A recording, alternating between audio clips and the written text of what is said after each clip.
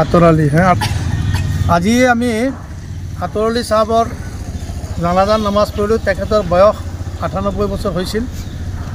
আমি আকৌ সমূহীয়া জানাজাত তেখেতৰ কাৰণে সময় প্ৰাৰ্থনা কৰিছোঁ, দোৱা কৰিছোঁ যাতে আল্লাহ তেখেতক জান্নাতুল ফিৰদৌছ নচিব কৰে। আৰু এইজন মানুহৰ সমাজত মই নিজে মানুহক সুধিলোঁ, 1 পইচা ঋণ কোনেও তেখেতৰ পৰা পোৱা নাই। আৰু বিগত জিন্দগীত তেওঁ কোনো মানুহক এটা টান কথা কোৱা নাই, মানুহৰ লগত বেয়া ভাৱ কৰা নাই।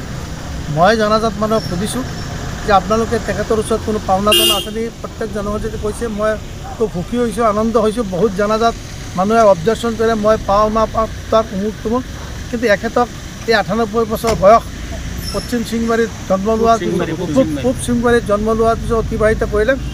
তেখেতক মানুহে যে হিচাপে ভাল পাইছে আল্লাহ নিশ্চয় ভাল পাব আৰু কবৰত হিচাপ তিচাপ তাতে সহজ কৰি দিয়ে। সেইকাৰণে আমি দোৱা কৰি গ'লোঁ।